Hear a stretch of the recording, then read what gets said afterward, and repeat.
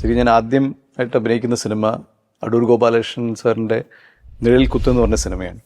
അപ്പോൾ അതിൽ സെറ്റിൽ വന്ന ഉടനെ അടൂർ സാറ് പറഞ്ഞൊരു കാര്യം ഒടുവിൽ ഉണ്ണികൃഷ്ണൻ ചേട്ടൻ്റെയും സുമാരി ചേച്ചിയുടെയും മകൻ്റെ ക്യാരക്ടറാണെന്നാണ്. അപ്പോൾ അത് കേട്ടപ്പോൾ തന്നെ വളരെ സന്തോഷം തോന്നി. കാരണം നമുക്ക് ഏറ്റവും ഇഷ്ടപ്പെട്ട നടീനടന്മാരാണ് അവർ. കന്യാകുമാരിയിലായിരുന്നു ഷൂട്ടിംഗ്. ആൻഡ് ആ ഒരു മാസം ഒരു 35-40 ദിവസത്തോളം കുറച്ചധികം സമയം ഒടുവിലേട്ടനായിട്ട് എനിക്ക് ചിലവഴിക്കാൻ പറ്റി. ഞാൻ ആദ്യമായിട്ട് അഭിനയിക്കുന്നതിന് മുമ്പ് പറഞ്ഞു ഇങ്ങനെ, ചേട്ടാ ഇന്ന് ഞാൻ ആദ്യമായിട്ട് അഭിനയിക്കാൻ പോവുകയാണ്. അപ്പോൾ പുള്ളി ഇങ്ങനെ ഓൾ ദി ബെസ്റ്റ് പുള്ളിയുടേതായ ഒരു രീതിയുണ്ടല്ലോ. അല്ല, അദ്ദേഹം പറഞ്ഞ ഒരു ഇമ്പോർട്ടൻറ്റ് കാര്യം, എപ്പോഴും മനസ്സിൽ വയ്ക്കുന്ന ഒരു കാര്യം പുള്ളി പറയായിരുന്നു, എടോ ഏറ്റവും ബുദ്ധിമുട്ട് നമ്മൾ ഈ ലൊക്കേഷനിൽ പോകുമ്പോൾ നമ്മൾ ഫേസ് ചെയ്യുന്ന ഏറ്റവും ബുദ്ധിമുട്ടുള്ള കാര്യം എന്താ വെച്ചാൽ നമ്മൾ പറയണതൊന്നും അവർക്ക് മനസ്സിലാവില്ല, അവർ പറയുന്നതൊക്കെ നമുക്ക് മനസ്സിലാവുകയും ചെയ്യും.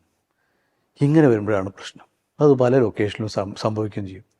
അപ്പോൾ ഈ ഒരു ഇത് എനിക്ക് ഭയങ്കരമായിട്ട്, ഞാൻ പല ലൊക്കേഷനിലും നമുക്ക് എപ്പോഴും തോന്നുന്നൊരു കാര്യമാണ്, നമ്മൾ പറയുന്നതൊക്കെ അവർക്ക് they are not able to get it and അവർ പറയുന്നതൊക്കെ നമുക്ക് മനസ്സിലാവുകയും ചെയ്യുന്നു. അവിടെയാണ് ഈ പ്രശ്നം വരുന്നത്. അപ്പോൾ ഞങ്ങൾക്ക് അതിലൊരു പ്രത്യേക ഒരു സീൻ ഉണ്ടായിരുന്നു. ഒരു കാളവണ്ടിയിൽ ഞങ്ങൾ കാളവണ്ടി ഓടിച്ചു പോകുന്ന സീൻ. അപ്പോൾ അതിൽ മുമ്പിലിരിക്കുന്നുണ്ട് അമ്പിളിച്ചേട്ടൻ ഇരിക്കുന്നുണ്ട്, പിന്നിൽ ഞാനും ഒടുവിലേട്ടനും ഉണ്ട്. അപ്പോൾ ഇത് വൈകുന്നേരം ഒരു 7 മണിക്കൊറ്റ തുടങ്ങിയ ഷൂട്ട്, ആ ഒരൊറ്റ ഷോട്ട് തന്നെ ഏകദേശം രാത്രി 2 മണി 12:30 തീർന്നത്.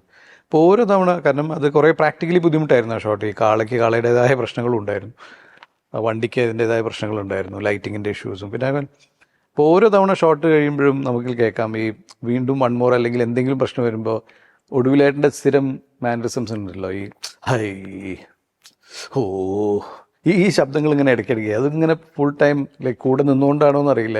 ലൈക്ക് അത് ഭയങ്കര ക്യൂട്ടായിട്ട് തോന്നിയിരുന്നു.